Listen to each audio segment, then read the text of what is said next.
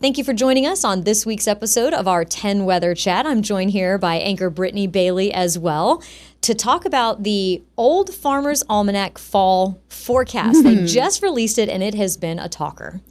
People love to talk about the Almanac. I'll say that. And I think it's, as sort of a lay person, not a meteorologist, not a weather person, not an expert. I think it's cool that this exists because it's been around since George Washington. Yeah. How many things stay around that long and still people turn to it every year? Now, I'm sure we can talk about how accurate it is and all of that. Yeah, but it's a little bit of the romance of it, right? The idea. And back in 1792 when they started printing this, it's the longest continuously published periodical in North America. See, how cool is that? I think that's awesome.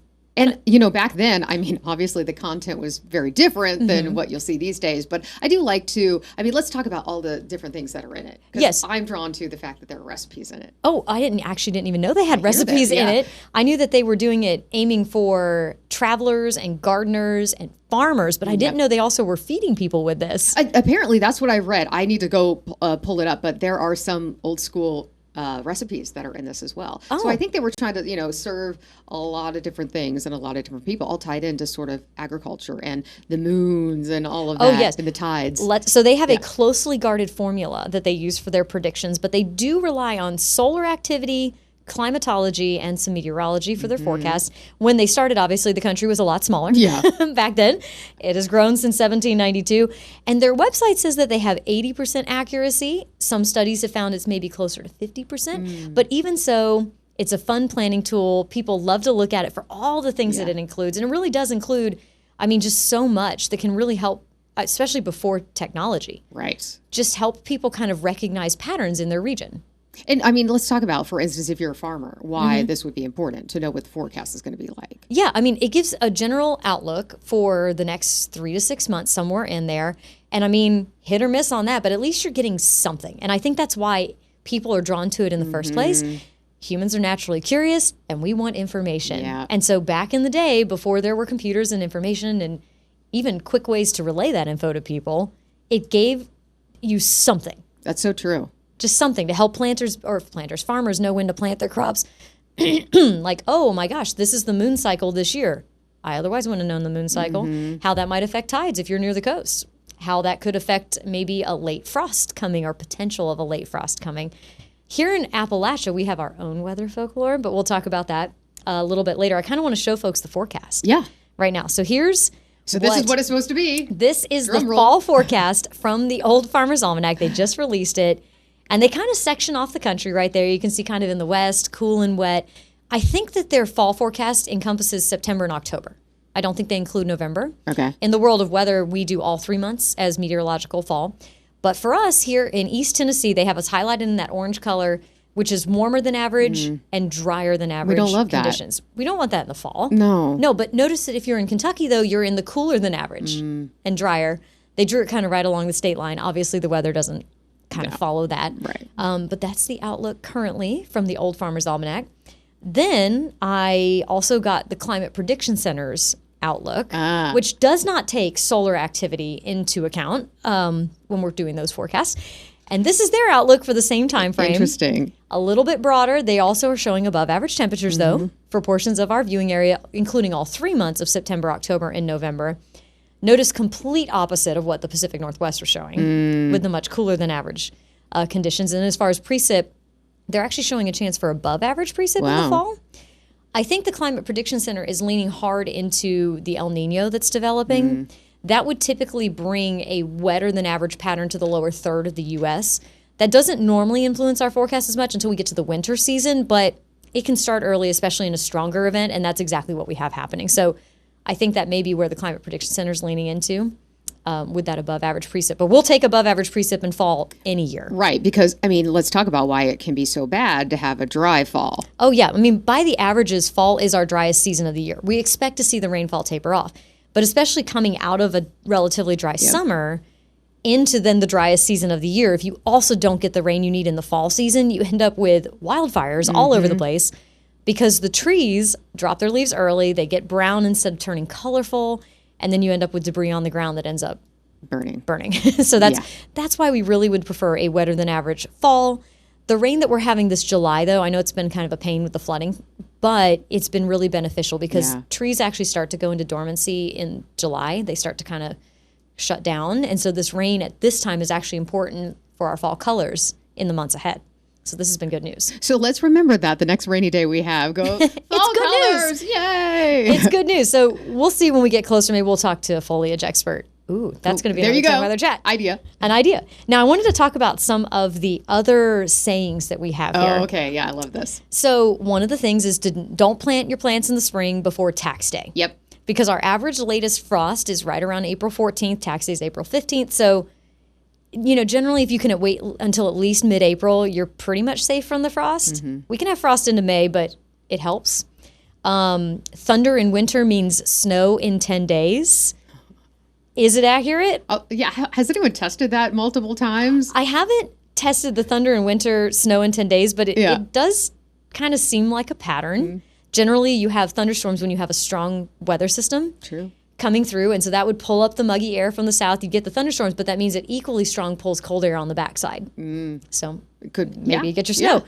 I have looked into that fogs in August and equals the number of snows in the winter. Oh. I have looked into that, and there is an odd coincidence. Really?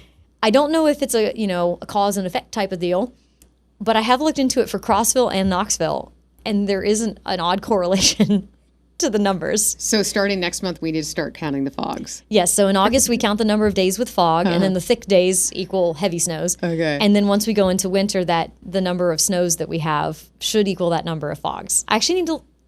I'm getting a lot of ideas while we're having this conversation. I need to look back at last year and see how accurate that was.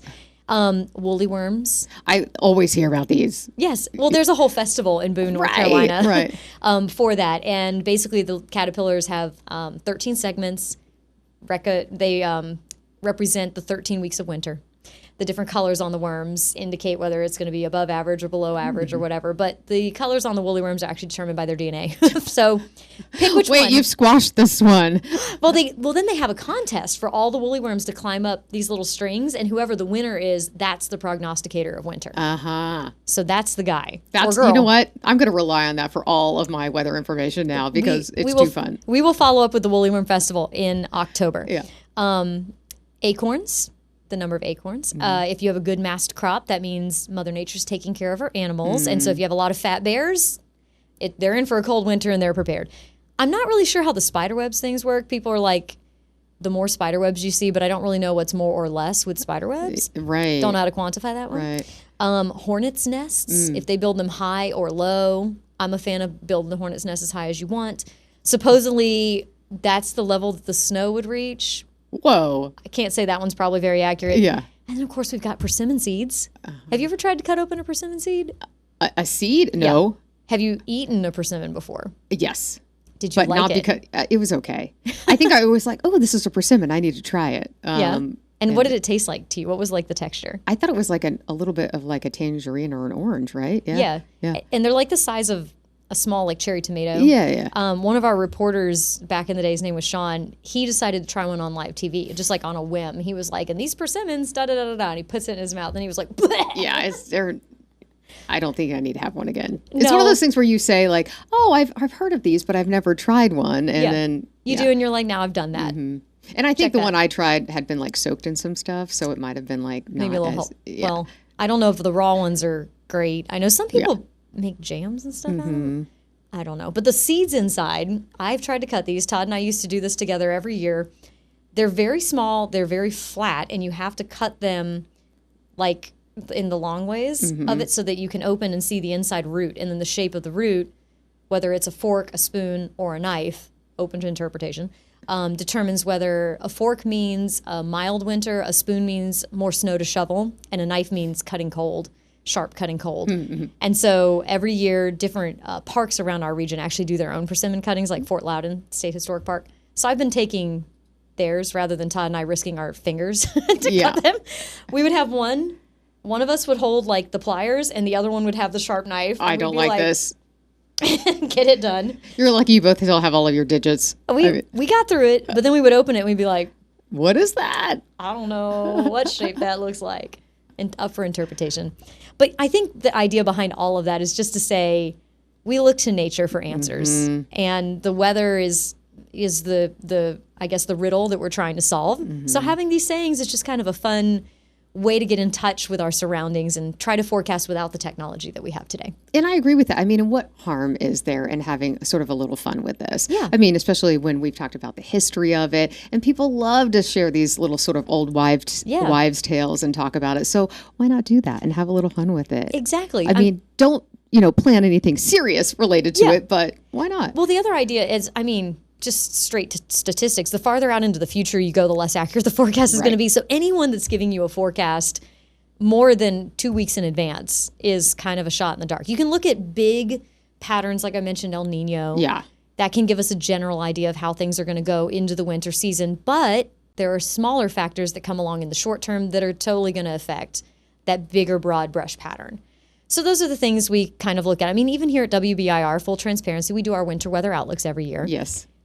And they're kind of for fun. We're giving folks a general idea, but we know that forecasting 3 months in advance is going to be rough. Yeah. And sometimes it works out and sometimes it doesn't. But that's kind of what the Old Farmer's Almanac is for, like to kind of have the same idea, just have a broad brush idea of how things could go. It's always better, though, to take it kind of a week at a time for the most accurate forecast. Yeah. And you know what I think is cool, too? The cover is still like basically the same as it's always been. I mean, that's kind of fun. Yeah, I hope they continue to do this for another 100 years or 200. I can't do math that fast. How long they've been doing it, they need to keep doing it that much longer. I'm with you. I'm pointing because I wrote the date down on the desk, just so we know what I'm doing there. Thank you so much for joining me today. That was so much fun. And check out the Old Farmer's Almanac if you want to look ahead to the fall forecast. We have the article with that information on our website, WBR.com. And, of course, we'll be providing you with your local forecast in the short term and long term as we go throughout the future. Have a great day, everyone.